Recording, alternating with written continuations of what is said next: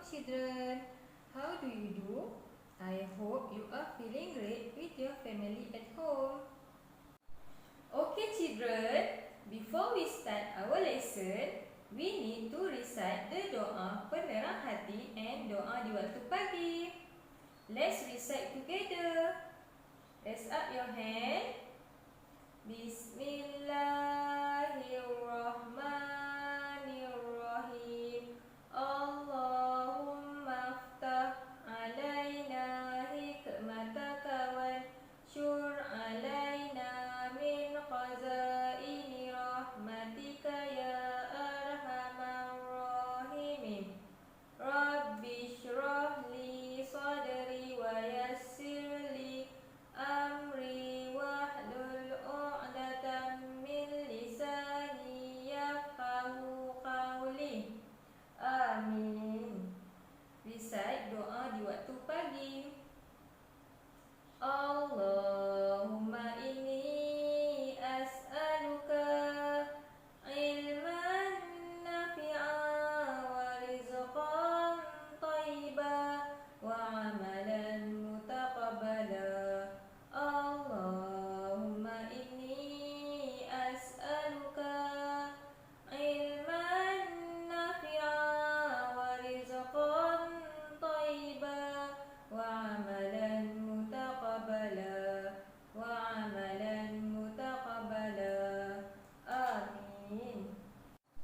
Today's surah from the Juz Amma is Surah At-Tin. Try to memorize the surah with your parents, okay? Even one ayat is okay.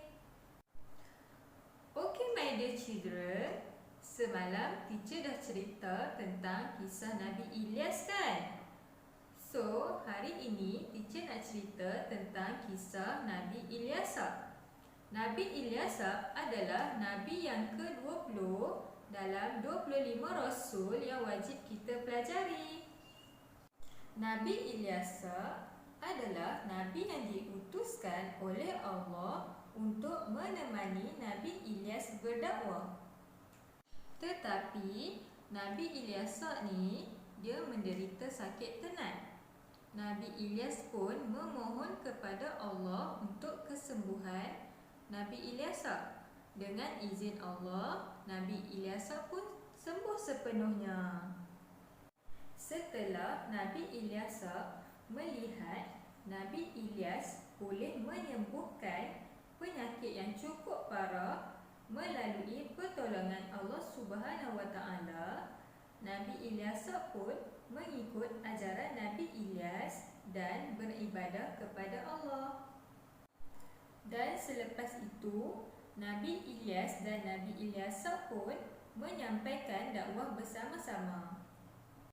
Okay my dear children, for today's lesson is English. Teacher already give to you this paper, right? Okay, now take out this paper.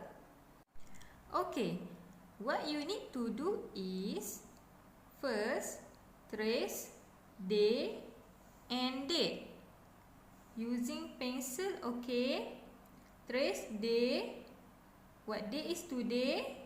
Today is Thursday. Date 21st of May of 2020. Okay, read the instruction first. Color the small letters red and the capital letters blue. You need to find the small letters, then take the color pencil red and color it. Okay children? Okay. After that, find the capital letters, then take the blue colors and color it. Now, let's move on to the next lesson. This is art and craft for Hari Raya. teacher wants to show you how to make this Hari Raya card. First, scratch out the pattern on the card using this stick. After that, paste the moon on the card with double side tape. Finally, write the word Selamat Hari Raya Aidilfitri on the card. Just now, we already made art and craft for Hari Raya card, right? So, teacher wants to wish all of you Selamat Hari Raya Aidilfitri. Maaf zahir dan batin. Kosong-kosong, okay? Okay, we are done for today's lesson.